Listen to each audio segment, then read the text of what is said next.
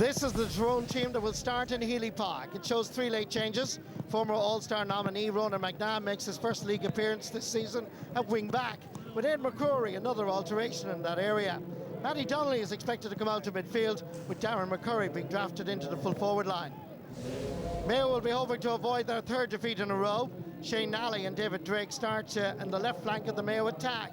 Lee Keegan is back at centre back, with Tom Parsons and Danny Kirby once again in the middle of the field.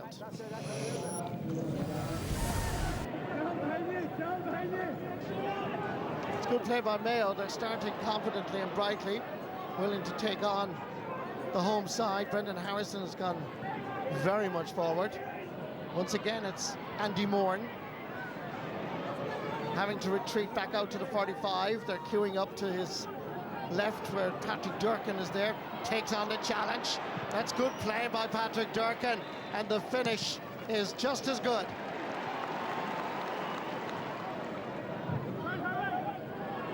Ball is down towards Mark Bradley. Very skillful player, cutting it into the middle. Tyrone go in search of an equaliser, and that is over the bar. Lee Keegan. There's David Drake trying to get it back. Colin Boyle really had to work hard because Sean Kavanagh had put the pressure on David Drake. Brendan Harrison is here. Shane Nally. Oh, he hit it beautifully. That is inch perfect. Ronan McNabb. Peter Hart. Over for his Porrig Hampsey. Peter Hart again. Killian O'Connor is putting the pressure on. Comes back out for his Ronan McNabb. Great running by Peter Hart. Ball flicked inside and turned, and that is sent over the bar by Darren McCurry for his 2nd point of the match. Ball is sent up to space. Fergal Bowler runs onto it. Nice ball inside from Killian O'Connor. First anyone. Here's a chance. Oh, a thing of beauty. Beautifully worked. A sensational goal. Brilliantly worked by the Mayo attack, spreading the ball wide.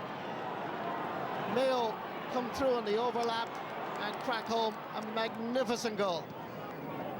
Left half back is Tiernan McCann. Sean Kavanagh. And Kavanagh, fantastic score.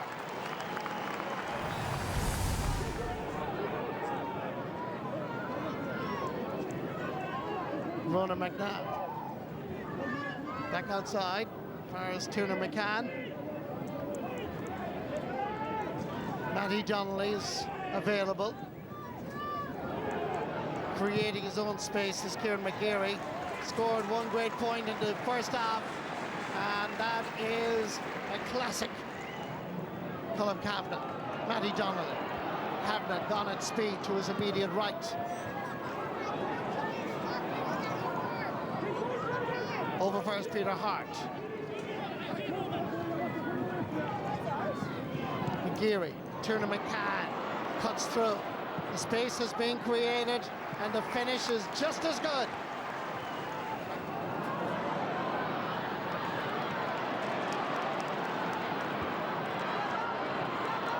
Here come Mayo again. Kevin McLaughlin sending it down towards Aidan O'Shea, getting his first touch. Back out for his Tom Parsons. Patrick Durkin spreading it wide. Great play by Mayo. What about the finish? The referee has blown a whistle. He's given a free in. But Mayo spreading it wide is a good option.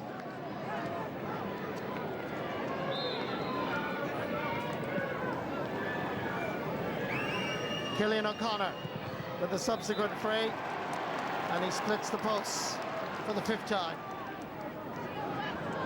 Porrig Hampsey. Cornerback goes for distance. 3 against 2. Tiernan McCann is fouled with his advantage given, and look at that for a point by Mark Bradley. 3 of the finest points you're going to see nationwide, and they're kicked here this afternoon in Omagh by one man, Mark Bradley. Jason Doherty. It could be Mayo's last opportunity. 71 minutes and 11 seconds played. Here comes Kevin McLaughlin. He's going to have a go from way out the field. Oh, what a fantastic point. Kevin McLaughlin from Knockmore scores possibly one of Mayo's most crucial points. Colin Kavanagh cuts inside, gives it over for his Kieran McGeary. In the centre is Pádraig Hampsey, drops it in, and Clark, confident goalkeeping. And the referee blows the full-time whistle, and Mayo have won deep in Tyrone territory. There's a bit of afters going on, but a win in Healy Park Omagh was absolutely crucial for Mayo. Today they travelled to one of their great rivals, Tyrone, and won thanks to a Kevin McLaughlin point deep into injury time. Full-time score, Mayo 110, Tyrone 12 points. To win in the league, you know, that saying of a week is a long time in politics, is a long time in football, but you know, we were very disappointed with our performance last week. We knew we were better than that, but coming to Omagh, we knew it was going to be an almighty challenge. It was a real game of attrition, not maybe the most spectacular football, but we came with a view to get 2 points, and thankfully we did that. Well, a performance of character from Mayo there. And in fact, 2 defeats on the spin now for Tyrone. I have to be honest, lads, I didn't quite see Mayo going up and winning in Omagh today, simply because it's always a tough fixture to try and win up there. And Tyrone, having lost the last day, I thought there'd be a bounce back. Yeah, and that's what you'd expect. Tyrone are a very difficult team up in Omagh to play. And I suppose there's a certain pressure on Mayo at the minute, and I think to steady the ship, Tom Parsons was excellent today, and some of the main players kind of stood up a bit, but I thought they were very good throughout the game, and Tyrone were a bit wasteful in the end. I think they wasted some very good opportunities. I think they'd over 14 or 15 wides, but Stephen Rochford will be thrilled with that win going forward. Yeah. Tyrone, from their point of view, it's one of those situations that you get, Paddy, in the league where they started off quite well, they looked like they were flying it, and then, as I said, last week they lost in Donegal, lost at home today, so they'll be a bit cross themselves about that.